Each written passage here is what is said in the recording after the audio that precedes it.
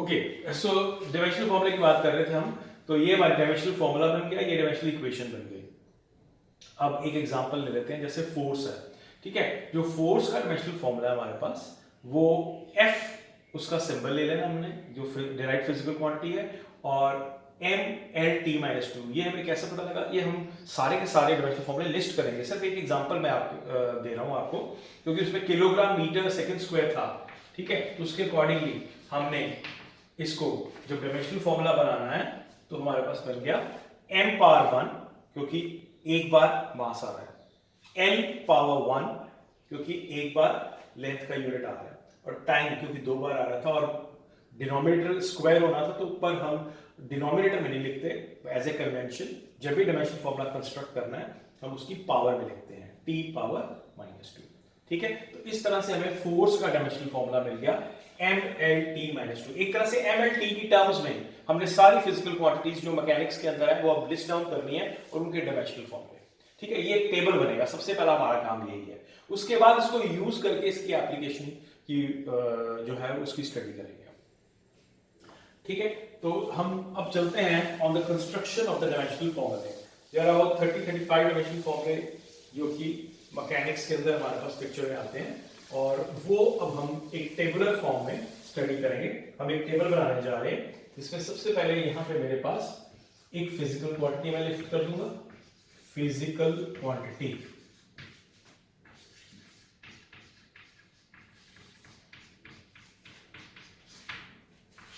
ठीक है।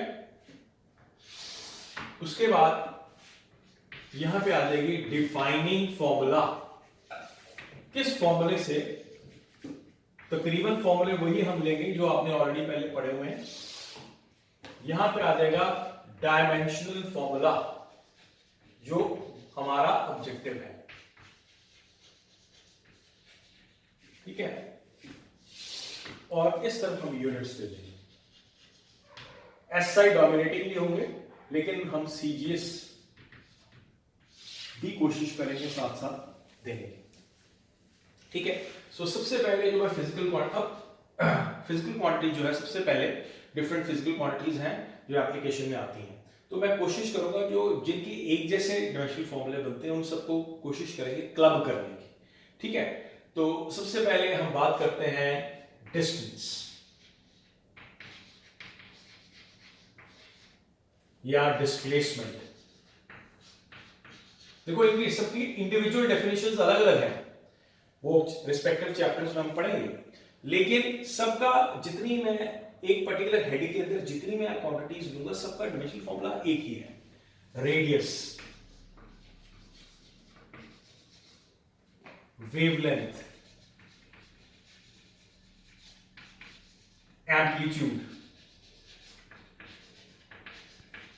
ठीक है। ये सब चीजें आपने कहीं ना कहीं पहले पढ़ी हुई हैं, सारी फिजिकल क्वांटिटीज। रेडियस सर्कल से डिनोट करता है, डिस्टेंस आपका एक्चुअल पाथ होता है, डिस्प्लेसमेंट शॉर्टेस्ट रूट होता है, वेवलेंथ ये आपने पढ़ा है, लाइट की वेवलेंथ होती है जैसे, ठीक है। या वेवलेंथ हम आपने जो है वो साउंड में भी पढ़ा है, ठीक है। तो एम्पलीट्यूड, जो भी पार्टिकल टू एंड फ्रो, जैसे पेंडुलम होता है आपका, वो टू एंड फ्रो ऑसिलेट करता है, तो एक साइड पे मीन पोजीशन से कितना मैक्सिमम पॉसिबल एक साइड पे जाता है, ठीक है, उसको हम एम्पलीट्यूड कहते हैं, मैक्सिमम डिस्प्लेसमेंट और either side of the mean position, to and fro motion के अंदर एक पेंडुलम के केस में। तो इस तरह से ये चीजें हमें आगे भी पढ़नी है, पर ये सब चीजें एक सिंगल एंटिटी से वो रिलेट करती हैं, और वो है लेंथ, ठीक है। ये सारी, तो हम इसका जो डायमेंशनल फॉर्मूला, जो डिफाइनिंग फॉर्मूला लेंगे, वो लेंथ ले लेंगे। ये सब चीज एक तरह से जो इसको अपने मेजर करना है, या आपने वो किस फॉर्मूले से करेंगे, किस बेसिकली एंटिटी में इन्वॉल्वमेंट होगी, वो मेजरमेंट जो है आपकी, वो कैसे हम मेजर करेंगे, एक तरह से वो क्या एंटिटी है जो इन सब चीजों को मेजर करती है, दैट इज लेंथ। तो डायमेंशनल फॉर्मूला इसका हो गया L। तो उसको आप ऐसे लिख सकते हो, m0 L⁻1 T⁻0। So this is how I construct a dimensional formula for all these physical quantities। सबका एक ही है तो याद करना भी आसान रहेगा। यूनिट्स आपको पता ही है, मीटर है और ये सेंटीमीटर, ठीक है। इस तरह से हम सारी क्वांटिटी स्टेप बाय स्टेप लेते जाएंगे। काफी क्वांटिटीज आपने पढ़ी होंगी, काफी नहीं भी होंगी। जो ज्यादा नहीं है उसको फिलहाल हम लिस्ट डाउन कर लेंगे, जिन अगर हो सके तो जरूर हमें याद करना, नहीं तो क्वेश्चंस को सॉल्व करने की टेबल जो हम बनाएंगे उसके अंदर से भी डायमेंशनल फॉर्मूला रेफरेंस में ले सकते हैं। तो पहले तो हमें ये टेबल याद करना है बेसिकली। सेकंड में हम ले लेते हैं मास। ठीक है, पहले साथ में हम फंडामेंटल फिजिकल क्वांटिटीज भी डिनोट करते जाएंगे ना। मास, तो मास के लिए आपके पास मास ही हो गया एक तरह से, ये तो फंडामेंटल फिजिकल क्वांटिटीज ही है, तो ये आपके पास m से डिनोट हो जाएगा। m जो है वो आपकी किलोग्राम हो गया यूनिट्स, और ये ग्राम। अगर again m power 1 l power 0 t power 0 आप ऐसे लिख सकते हो। ठीक है, मास लेंथ हो गया, उसके बाद आ गया आपके पास टाइम। टाइम के साथ और भी कई जुड़े हुए हैं, जैसे टाइम पीरियड है, किसी भी तरह का टाइम है वो सारे के सारे टाइम के साथ ही जुड़े हुए हैं। तो इसकी जो डिफाइंड इक्वेशन है वो टाइम की है आपकी एक तरह से, और टाइम के लिए m0 l0 t पावर 1 आ जाएगा, ये आपका सेकंड, और इसमें भी सेकंड, सिंबल्स मैं लिख रहा हूँ यूनिट्स के अंदर, SI और CGS। Then we move on to the next set of physical quantities. उसमें सबसे आगे नेक्स्ट इसमें आ जाएगा एरिया। एरिया आपको पता है लेंथ इनटू ब्रेड्थ होता है, इसकी जो डिफाइनिंग फॉर्मूला है, जो हमारा इक्वेशन भी कह सकते हैं, फॉर्मूला भी कह सकते हैं। फॉर्मूला से ही एक्चुअली आपका डायमेंशनल फॉर्मूला बनता है, बेसिक डिफाइनिंग फॉर्मूले से। ठीक है, लेंथ इनटू ब्रेड्थ, ये भी लेंथ है, ये भी लेंथ है। ठीक है, तो यहाँ पे लेंथ स्क्वायर हो जाएगा, नेचुरली m पावर 0 है, t पावर 0 है, क्योंकि वो पिक्चर में नहीं आ रहे। ये आ जाएगा मीटर स्क्वायर, ये आ जाएगा आपका सेंटीमीटर स्क्वायर। ठीक है, ये टेबल बेसिकली डिफाइनिंग इक्वेशन अगर आपको याद हो तो बड़े आराम से कंस्ट्रक्ट हो जाता है ये, लेकिन कुछ आइटम्स में आपको ये याद भी करना पड़ेगा। तो फिफ्थ आपके पास एरिया के बाद आ जाएगा वॉल्यूम। वॉल्यूम में आपको पता है length into breadth into height. ठीक है, तो ये आ जाएगा m0 l³ t power 0 metre cube और सेंटीमीटर क्यूब। ठीक है, अब किसी के दिमाग में आ सकता है स्फीयर का वॉल्यूम 4/3 पाई r क्यूब होता है। चलो ठीक है, वो तो होता है, आई आल्सो एग्री, लेकिन उसमें भी जो लीनियर डायमेंशन लेंथ है, रेडियस है, जिसको हमने ऑलरेडी लेंथ दिया, वो 3 बार आता है। तो अल्टीमेटली जब आप उसको बनाओगे l³ ही उसका डायमेंशनल फॉर्मूला बनेगा। एक चीज बड़ी इंपॉर्टेंट है, डायमेंशनल फॉर्मूले में कभी भी मैग्नीट्यूड पिक्चर में नहीं आता। आप कोई भी सिस्टम में चलो, डायमेंशनल फॉर्मूला सेम ही रहेगा, चाहे आप CGS में हो, चाहे SI में हो, चाहे फुट पाउंड सिस्टम में हो, dimensional formula will remain the same.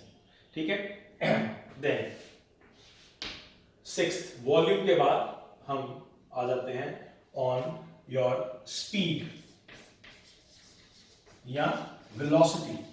Naturally दोनों की डेफिनेशन तो अलग अलग है, लेकिन हम स्पीड को कहते हैं डिस्टेंस बाय टाइम, वेलोसिटी को डिस्प्लेसमेंट बाय टाइम है, लेकिन उसमें भी आपका जो डायमेंशनल फॉर्मूला बनना है स्पीड या वेलोसिटी के केस में, किसी भी तरह की वेलोसिटी हो, एवरेज वेलोसिटी ले लो, रिलेटिव वेलोसिटी ले लो, सबके केस में डायमेंशनल फॉर्मूला एक जैसे होता है, एनी टाइप ऑफ वेलोसिटी।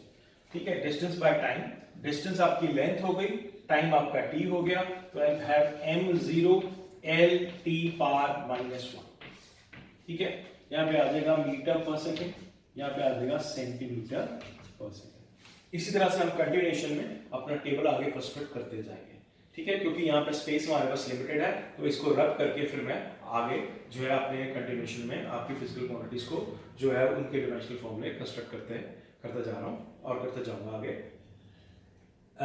ये इंपॉर्टेंट है कि मैंने ऐसे सीक्वेंस बनाया है, अगले डायमेंशनल फॉर्मूले में पिछले डायमेंशनल फॉर्मूले भी यूज होते जाएंगे साथ साथ, जो ऑलरेडी हमने बनाया, तो वो आपको और इजी हो जाएगा चीजों को समझने के लिए। सो नेक्स्ट सेट में हम चलते हैं आगे।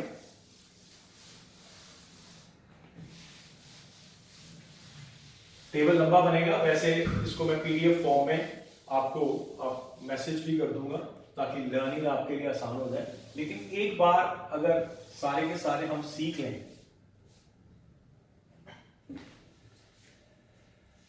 तो वो इजी होगा लर्न करना। ठीक है, 6 के बाद आगे हमारे पास चलेंगे हम 7।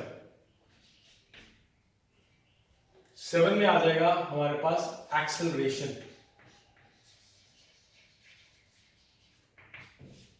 ठीक है, defining equation velocity by time.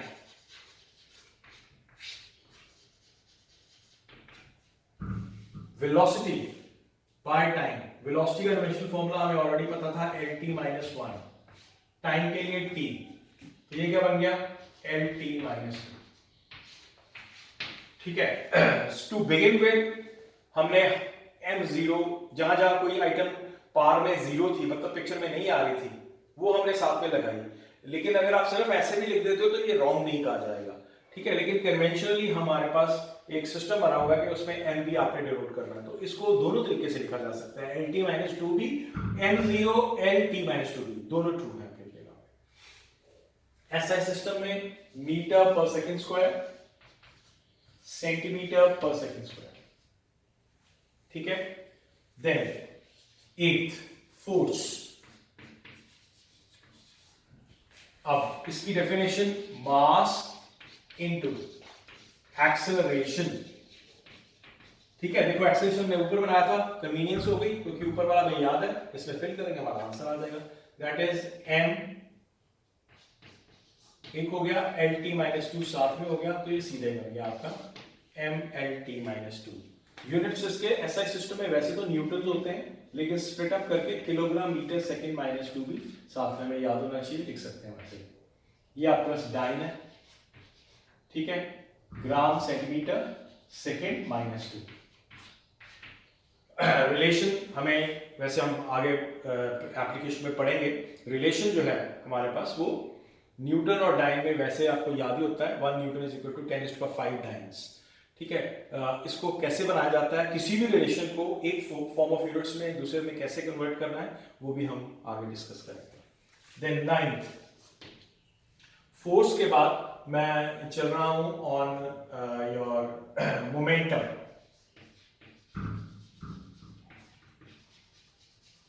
ठीक है, मोमेंटम है मास इनटू वेलोसिटी, इसकी जो डिफाइनिंग इक्वेशन होती है मास इनटू वेलोसिटी। एक तरह से वेलोसिटी आपके पास जो है, लेकिन अगर उसको मास से प्रोडक्ट कर दें तो हमारे पास मोमेंटम आ जाता है, quantity of motion contained in an object. ठीक है, तो इसको कहते हैं मास इनटू वेलोसिटी। जो डिफाइनिंग इक्वेशन है ये हमने फिर एक्सक्लूसिव चैप्टर्स में, जो मोमेंटम जो चैप्टर आएगा फोर्स का, तो उसमें हमें मोमेंटम पढ़ना है। ठीक है, अभी हम यहाँ पे बेसिकली फॉर्मल डेफिनेशंस इंट्रोड्यूस करके डायमेंशनल फॉर्मूले बना रहे हैं। तो MLT-1, यू सी वेलोसिटी हमने पीछे आपने देखा था LT-1 डिराइव की थी, तो इसको मल्टीप्लाई करेंगे तो ये आ जाएगा, तो ये आ जाएगा किलोग्राम मीटर पर सेकेंड, ये आ जाएगा ग्राम सेंटीमीटर पर सेकेंड। ठीक है, मोमेंटम के बाद अब हम नेक्स्ट ले रहे हैं आपके पास वर्क। वर्क के साथ और भी कई रिलेटेड हैं, जैसे कि एनर्जी, देन कपल, टॉर्क, ये सब का डायमेंशनल फॉर्मूला एक ही होता है, डिफाइनिंग इक्वेशन अलग अलग है। वर्क के लिए हम जनरल डेफिनेशन ले लेते हैं, फोर्स इनटू डिस्टेंस, ये आपने प्रीवियस क्लासेस में भी पढ़ी होगी। एनर्जी काइनेटिक है, पोटेंशियल है, कोई भी हो सकती है, काइनेटिक एनर्जी ले लो, अलग अलग डेफिनेशन है, half mv², potential energy mgh, अलग अलग डेफिनेशन है, लेकिन सबका डायमेंशनल फॉर्मूला जब आप देखोगे वो एक ही बनेगा।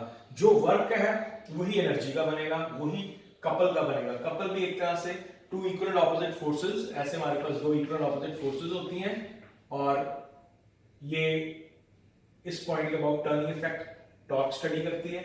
तो कपल में दो फोर्सेस इन्वॉल्व होती हैं, जैसे कि आपका स्टीयरिंग व्हील है, ठीक है, इस तरह से या इस तरह से, तो ये force either of these two forces into perpendicular distance, वो मेरे पास कपल हो जाता है।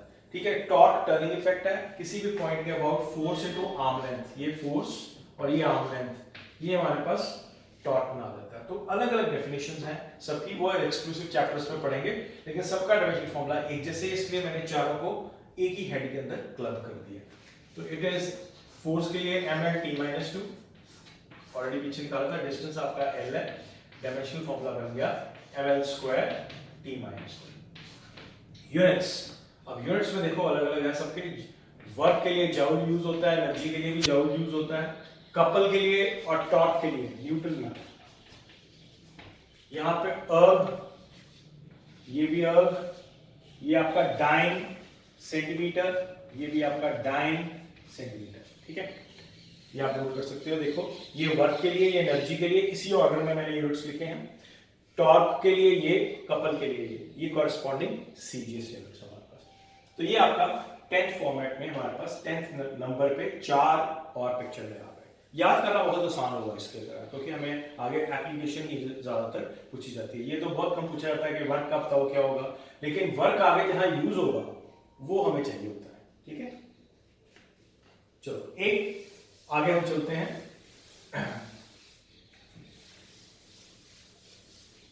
और नेक्स्ट हमारे पास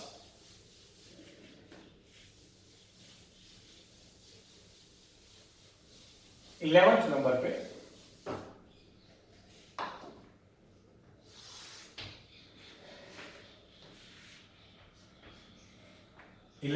पे हमारे पास आ गया आगे पावर।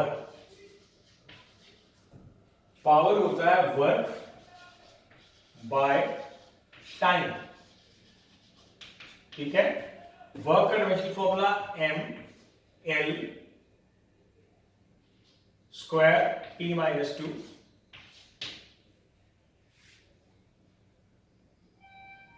ठीक है। और टाइम का नीचे आ गया t, तो ml²t-3। ये मेरा यहां से इसका डायमेंशनल फॉर्मूला कंस्ट्रक्ट हो गया। और ऐसा यूनिट इसका वॉट, सिंबल W है, WA_T, और वॉट या जाउल पर सेकंड भी इसको कहते हैं। ये अर्ग पर सेकंड होगा हमारे पास, ठीक है। पावर के बाद नेक्स्ट हमारा आ जाएगा एक तरह से, सबसे पहले हम ले लेते हैं लीनियर डेंसिटी। देखो डेंसिटी 3 तरह की है, linear density, surface density and volumetric density. आमतौर पे जो आपने प्रीवियस क्लासेस में डेंसिटी पढ़ी है वो वॉल्यूमेट्रिक डेंसिटी होती है। तो लीनियर डेंसिटी में आएगा मास पर यूनिट लेंथ, ठीक है। क्लियरली ml-1, n और l, और यहां पे आपके यूनिट्स आ जाएंगे किलोग्राम पर मीटर, या आ जाएगा ग्राम पर सेंटीमीटर, ठीक है। फिर आ जाएगा आपके पास surface density,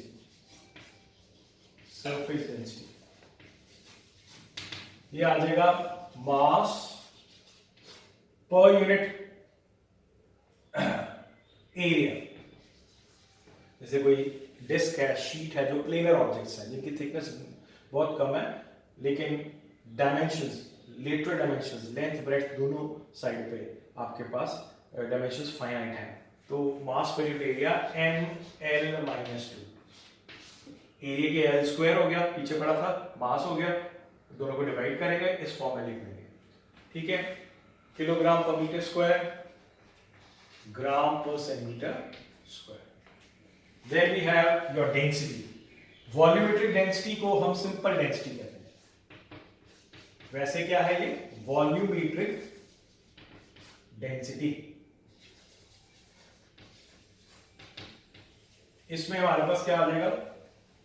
mass per unit volume, mass per unit volume, that is ml-3, kilogram पर मीटर क्यूब, ग्राम पर सेंटीमीटर क्यूब, ठीक है। देन हम नेक्स्ट चल रहे हैं on pressure.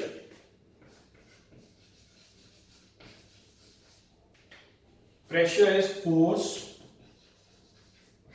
Over area, force पर यूनिट एरिया।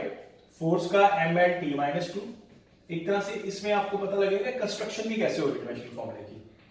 l स्क्वायर, यहां से रिजल्ट आ गया ml-1 t-2, ठीक है, तो ये आपके पास पास्कल होता है इसका ऐसा यूनिट, वैसे हो जाएगा न्यूटन पर मीटर स्क्वायर, यहां पे हो जाएगा डाइन पर सेंटीमीटर स्क्वायर। ठीक है, सो ये 15 डायमेंशनल फॉर्मूले हमारे पास पिक्चर में आ गए। ठीक है, एकदम जो नेक्स्ट इतने पहले हम लर्न कर लें, उसके बाद जो नेक्स्ट आपका इसके साथ ही कंटिन्यूएशन में ही है बेसिकली, वो 15 के आगे वाले जो डायमेंशनल फॉर्मूले हैं, नेक्स्ट 15 20 25 जितने भी बनेंगे वो हम फिर नेक्स्ट वाले लेक्चर में आगे जो है लिस्ट डाउन करेंगे। ये दोनों जब भी आपने ये डायमेंशनल फॉर्मूले लर्न करने हैं, तो ये दोनों जो लेक्चर्स हैं इनको जॉइंटली पढ़ना है, ताकि आपके पास ये सारी लिस्ट तैयार हो जाए। वैसे मैं लिस्ट पूरी की पूरी पीडीएफ फॉर्मेट में भी आपको फॉरवर्ड कर दूंगा, किसी भी बुक में स्टार्टिंग में ये डायमेंशनल फॉर्मूले दिए होते हैं। हमारा मेन पर्पस है इनको याद करने का कि आगे जब एप्लीकेशन आनी है तो हमें जो है वो इजीली हमारे पास वो क्वेश्चन सॉल्व हो सके। माइंडेड डायमेंशनल एनालिसिस में सिर्फ फॉर्मूले पिक्चर में नहीं आते, ये बेसिस हैं, आगे एप्लीकेशन इन फॉर्मूलों पे बेस्ड है, इसलिए ये टेबल आपको याद होनी चाहिए। जहां तक हो सके जो पुरानी नॉलेज है या कोई डिफाइनिंग इक्वेशन है वो, क्योंकि हमने हर चैप्टर में पढ़नी है, वहां से आप रिलेट करके डायमेंशनल फॉर्मूला कंस्ट्रक्ट करोगे तो वो कभी भूलेगा नहीं। Right, okay.